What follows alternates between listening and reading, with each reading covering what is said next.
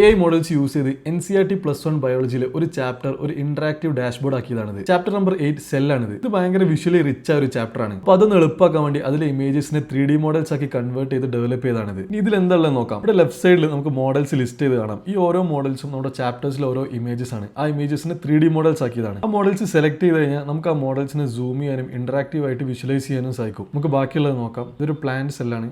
അതുപോലെ തന്നെ ഇതൊരു ആനിമൽ സെല്ലാണ്. അതുപോലെ ബാക്കി മോഡൽസും ഇതിൽ അവൈലബിൾ ആണ്. അതുപോലെ റൈറ്റ് സൈഡിൽ ഓരോ മോഡൽസിനെ കുറിച്ചും ഒരു ഡീറ്റെയിൽസ് ഒരു നോട്ട്സ് പോലെ ഇവിടെ കൊടുത്തിട്ടുണ്ട്. നമുക്ക് ടെക്സ്റ്റ് ബുക്ക് ആയിട്ടൊന്ന് കമ്പയർ ചെയ്ത് നോക്കാം. ഇപ്പോൾ ഈ റൈറ്റ് സൈഡിലുള്ളതാണ് നമ്മുടെ ടെക്സ്റ്റ് ബുക്കിലെ ഇമേജ്.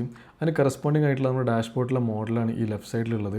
അതുപോലെ റൈറ്റ് സൈഡിലാണ് പ്ലാന്റ്സ് അനിമൽസിൻ്റെ ഇമേജ്, ടെക്സ്റ്റ് ബുക്കിലെ ഇമേജ്. അതുപോലെ തന്നെ കറസ്പോണ്ടിങ് ആയിട്ടുള്ള നമ്മുടെ ഡാഷ്ബോർഡിലെ മോഡലാണ് ഈ ലെഫ്റ്റ് സൈഡിൽ കാണിക്കുന്നത്. ഇത് പ്ലാന്റ്സിലാണ്. അതുപോലെ ഇതാണ് ആനിമൽ സെല്ല്. ഇപ്പം ഈ ഒരു ഡാഷ്ബോർഡിൽ നിങ്ങളെ കാണുന്ന ഈ ഒരു 7 മോഡൽസ് മാത്രമേ ഉള്ളൂ. ഈ ചാപ്റ്റേഴ്സിലെ എല്ലാ പിക്ചേഴ്സും ഇല്ല.